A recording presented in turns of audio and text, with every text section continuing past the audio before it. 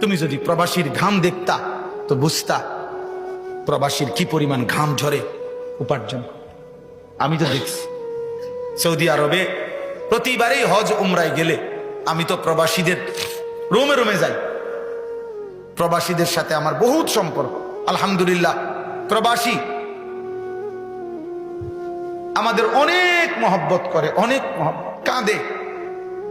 এইবারও হজ্জের সময় এক যুবক আমারে জড়ায় ধরে বলতেছে, হুজুর 16 বছর আজকে বিদেশে আসি, চিৎকার দিয়ে কাঁদছে। ফোলাটা আমারে ধরে কইতেছে, হুজুর আমাকে কিচ্ছু নাই জীবনে, আমাদের কোনো কিছু নাই, আমার লাগে দোয়া করেন। তা আমি বললাম, কেন নাই? কিছু নাই বলতে ওই আমারে বলতেছে, হুজুর এই পর্যন্ত জীবনে 16 বছর যারে যত টাকা দিছি কাউরে খুশি করতে পারি নাই, যতই দিছি হুজুর কয় আরো দিতে পারতো। দিছি 10,000, কয়তে একটা বিদেশ তাইতে ইচ্ছা করলে 20,000 দিতে।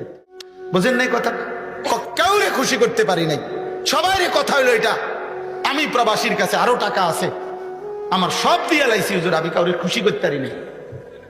আমার এত মায়া লাগছে, আহা এই টাকা দিয়ে তো তোমাদেরকে পাঠায় বাবা, সেখান দিয়েই তুমি নারী দেখো, ছবি দেখো। এই প্রবাসীর রক্ত পানি করা ঘামের এই পবিত্র টাকা তার স্ত্রী, যাদের বেহায়া নারী বাজারে বাজারে ঘুরে। হায় নারী, এই বোন, তুমি তোমার স্বামীর উপরে অনেক বড় জুলুম করলা। তুমি জানো না তোমার বিদেশি স্বামীর একটা একটা টাকার পিছনে কত ঘাম আছে, অনেক ঘাম মিশে আছে, অনেক কষ্ট মিশে। লোকটা কোনোদিন নিজের, কেউ তারে যে একটু রান্না করে দিবে, কেউ তারে এক কাপ চা বানায় দিবে, আপন জন তো নাই, নিজের জামা নিজে ধোয়। আল্লাহ তোমাদেরকে হেফাজত করেন। প্রিয় ভাই, রাগ করে বলি নাই, তোমার প্রতি নারাজ তো না আমি, এখানে তো আমার কারোর সাথে কোনো ঝগড়া হয় নাই।